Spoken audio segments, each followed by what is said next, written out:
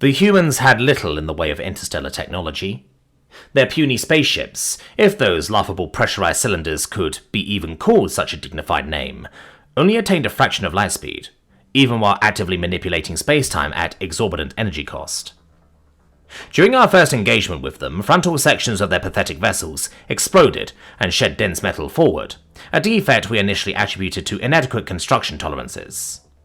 Their onboard weapons arrays were absolutely ineffective against our shields, and entire fleets of them were promptly decimated anytime space combat entered the fourth dimension. Our indomitable fleets quickly secured their cradle star system. We successfully pinned the pitiful humanity down to its original planet. That was our second mistake. Our first mistake was to underappreciate the humans' willingness to slow us down on our glorious march to their home system. Even when they knew very well that their poor attempts at spacecraft manufacturing could not possibly hold a candle to the least sophisticated vessels our self-respect allowed us to field, they simply kept producing more of them. Every following batch was only negligibly superior to the former, and more resilient against our assailments by the slimmest of margins. Inevitably, though, as per our holy protocol, we deployed our mighty bombardment platforms into their planet's orbit. Having broadcasted our ultimate statement to the humans in all of the planet's subjects' language that we knew of, rather our traditional ceremonial declaration than an actual attempt at bargain, the first and final engagement with the planetary defense systems could commence. Or so we thought. All of the 7 orbital annihilation platforms were decimated by the time they managed to unleash their first energy bursts. They were obliterated by things none of us could have expected. Pieces of debris, hurled at our weapons with premeditation, encased in radiation-absorbing sheets, shaped at such angles that our instruments were unable to detect until far too late for us to make any meaningful evasive maneuvers. The lumps of dense matter that collided with our doom-spelling platforms possessed no propulsion of their own. This kind of engagement must have required a complex understanding of physics and mathematics, allowing the humans to predict their targets' movements. Such knowledge was seemingly unfit for primitive lifeforms the tiny humans were supposed to be. By that time, we should have been wise enough to see that humanity had long since perfected the very primordial, albeit evidently effective, art of hurling chunks very far at high speeds, and with pinpoint accuracy. We should have been satisfied with seizing their star system's mineral wealth and leaving them alone, surrounded, stranded on their sad piece of rock they call soil. Alas, we did not.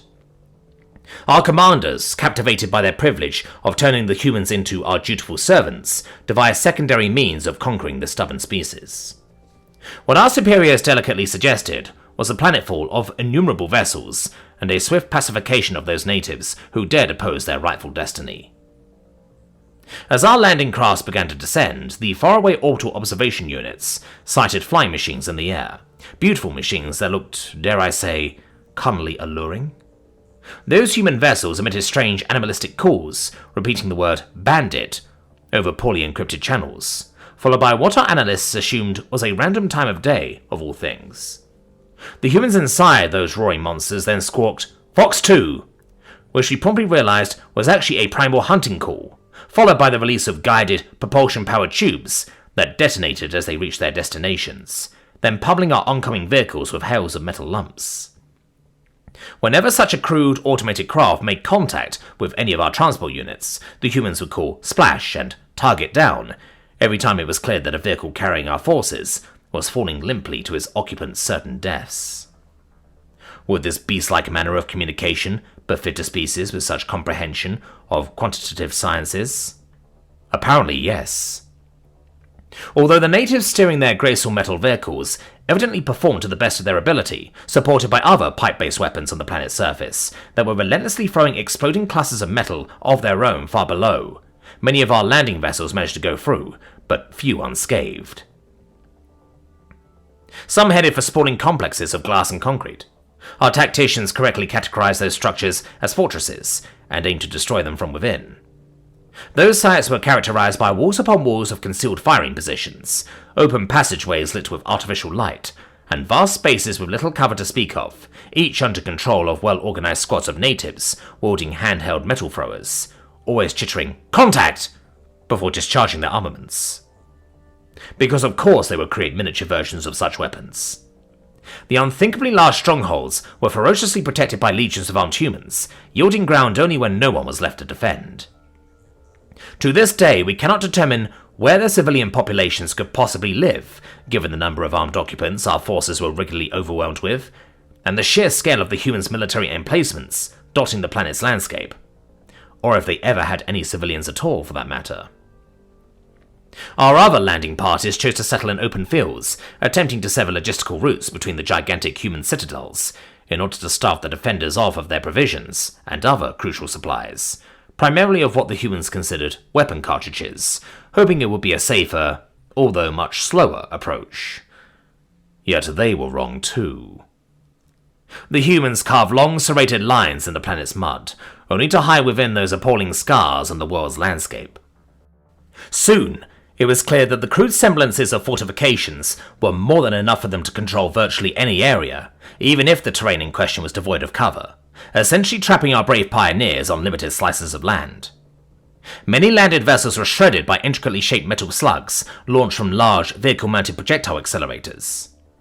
Our heroic envoys intercepted transcriptions of what they assumed were cryptic names for those projectiles, such as Heat, Saf, or Apsids, whatever those names stood for. The metal shafts bearing those names either went straight for our ships, even through the powerful heat shields at the front, exploded upon impact, or often inside of the vehicles upon melting through the outer shell. When our incoming visitors bravely refused to leave the few secure positions they had on the flat landscapes in attempts to either ease tensions or simply retreat, a hideous word I thought I would never have to utter, the humans did not come out of their ugly gorges to face them. Instead, metal beads of unknown origin fell on our positions from clear heavens, killing everyone with dreadful precision. We know not what gods those natives worship, but when such events become a repeatable occurrence, everyone who could started returning to our extra-orbital positions. Only then, official extraction was ordered. Regrettably, we were unable to recover everything. Before long, the humans were swarming over what craft and equipment we had been forced to abandon. Many ships, far too many, were left intact, or with salvageable drives and recoverable databanks. I fear what humanity will become when they, inevitably, learn our engineering secrets, and begin creating true interstellar vessels of terror we once believed only our kind could possess.